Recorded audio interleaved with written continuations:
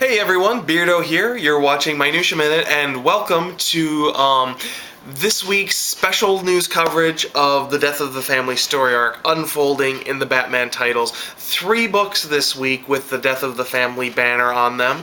And before we get into those 3 books, I kind of want to back up a little bit. Let's rewind back to September.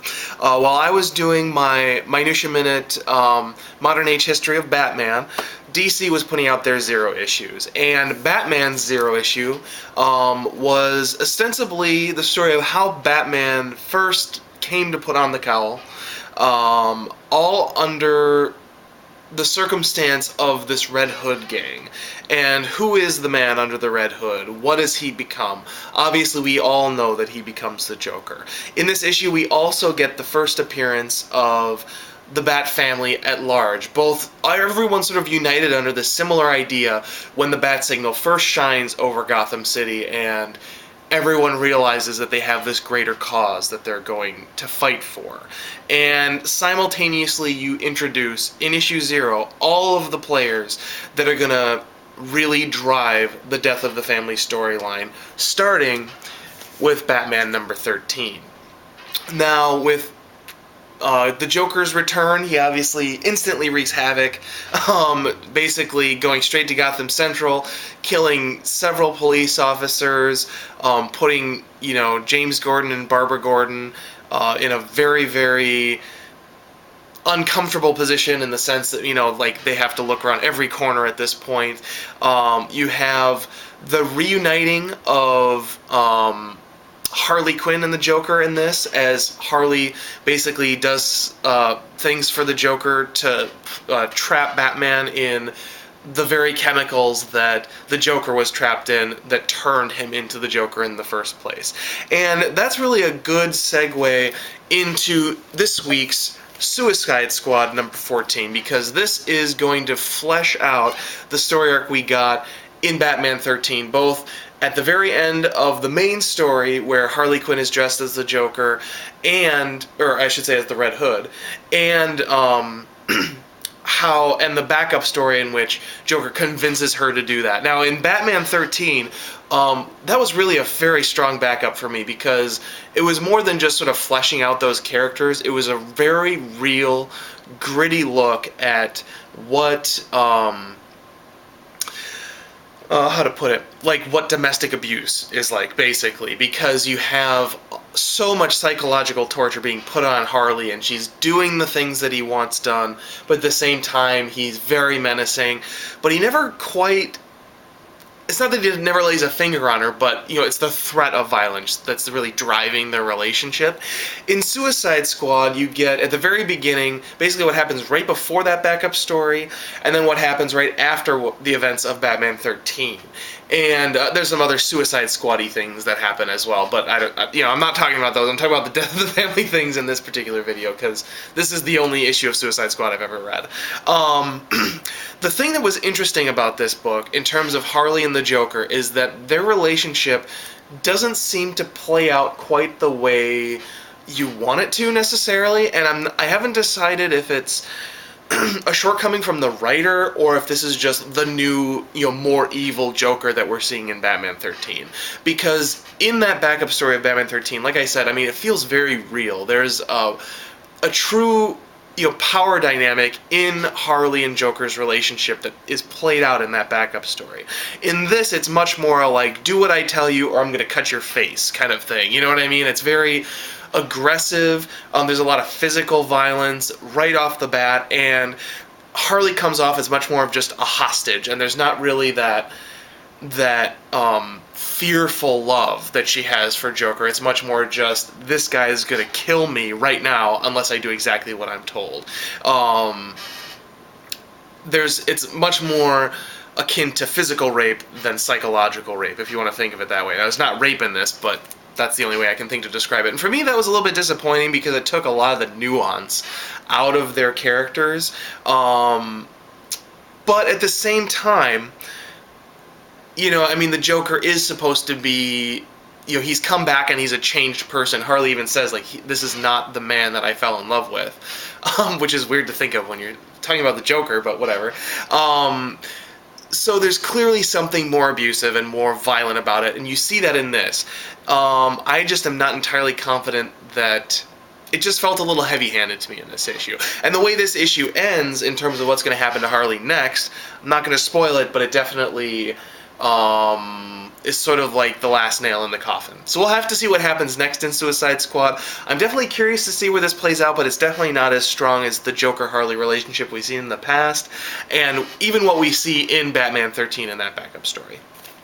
Alright, so in Batman 13, the Joker basically is implying, I don't think it's really explicitly stated, that he's going to be going after everyone. Like, this is the point where he's going to take the whole family down, because the family is making Batman weak. And so that led into the Batgirl prologue that we got last month, in which basically we wrapped up the prior storyline that was going on, and then at the very end, her parents are kidnapped and she doesn't know who's doing it or what's going on.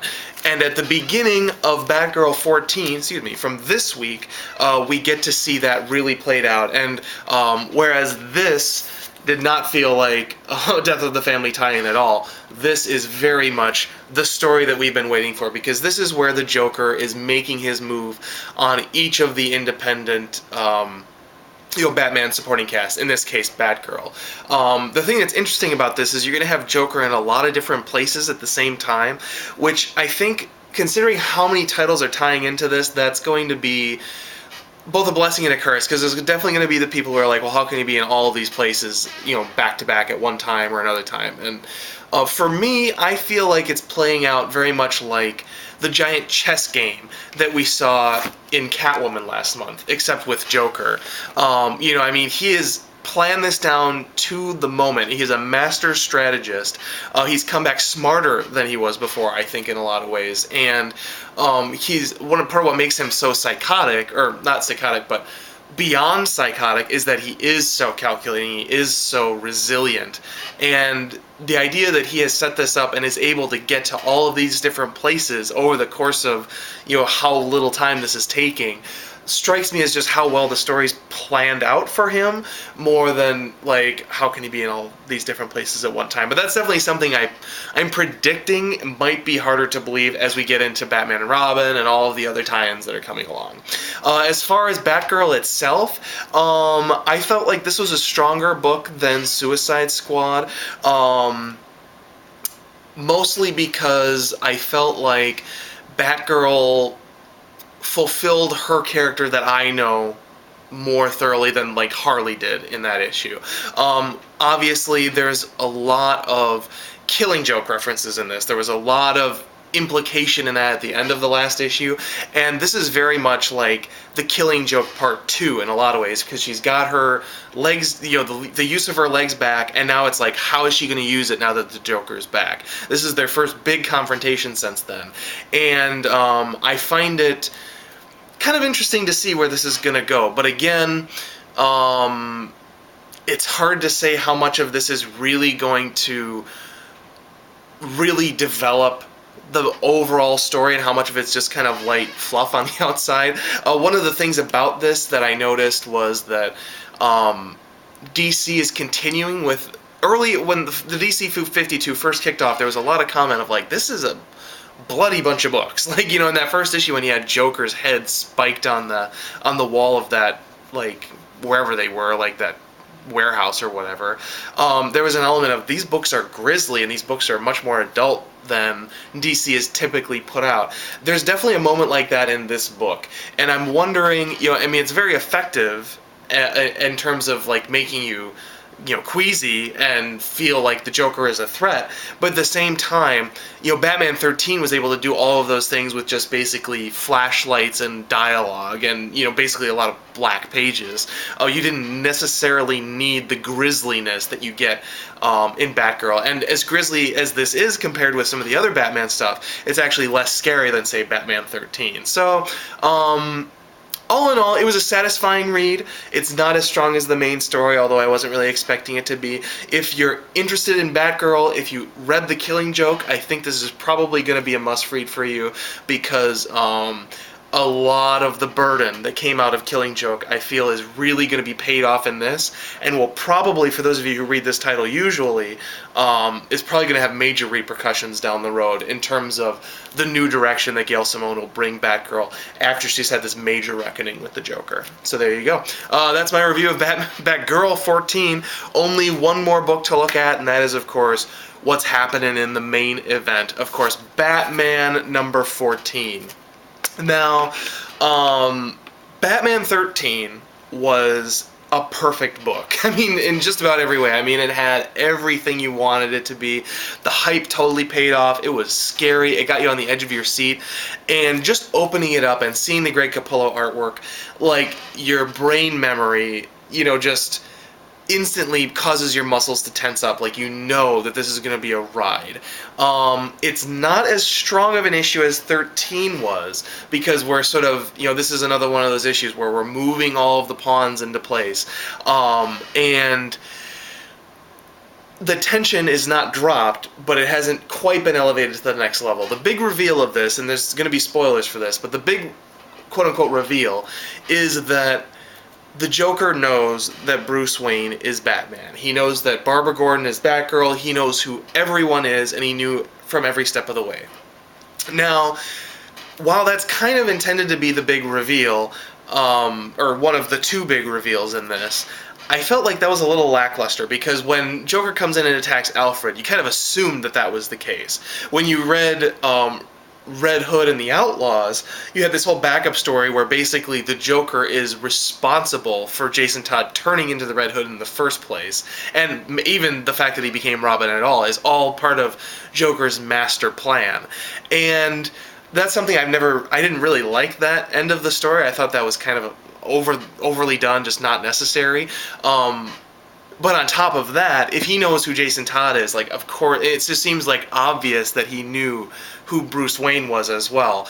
And in this issue, about halfway through, Nightwing says, like, well, obviously Joker knows who we are. And Batman's like, well, nope, he doesn't, because of blah, blah, blah reasons. And he basically, you know, they spend half a page convincing both Nightwing and us readers that the Joker wouldn't still know who Batman is. And then, of course, 5 pages later, Joker's like, hey, guess what? I know who you are, you know? So that element was, I think, probably the biggest misstep of this book, and made it just down a notch from the last issue, which, like I said, in my mind was almost perfect. One of the things we continue with this issue, which was very much appreciated, was in Batman 13, we had, you know, the Joker threatening to kill the mayor, and it's a reprise of The First Crime Ever, which occurred in Batman #1 in 1940.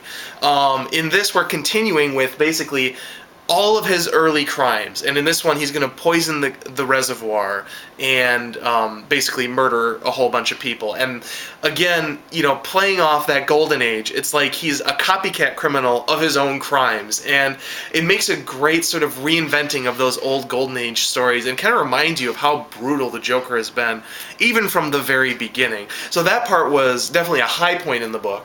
And then at the end, you find out that Batman and the Joker have a little secret.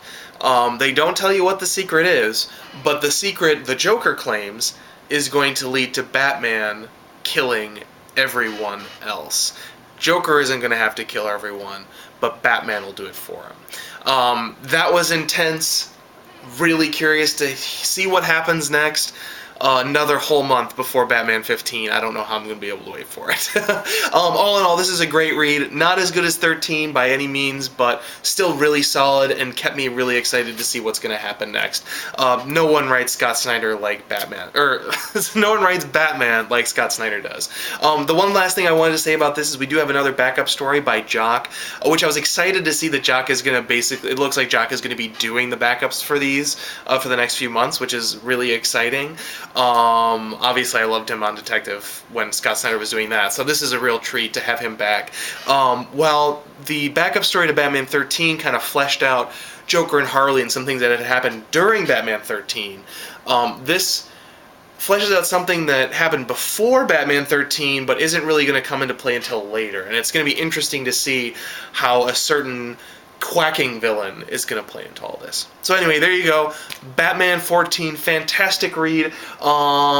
since I didn't do this as part of my regular reviews, I will say I think that Punk Rock Jesus still would have been pick of the week if it had been up against Batman, but Batman definitely would have been runner-up. Fantastic, fantastic book. So there you go. That is your Death of the Family overview for this week. Next week, I want to say there's Catwoman, so there'll be another one of those next week, and it'll be on to month 3 of Death of the Family. Thank you all for watching.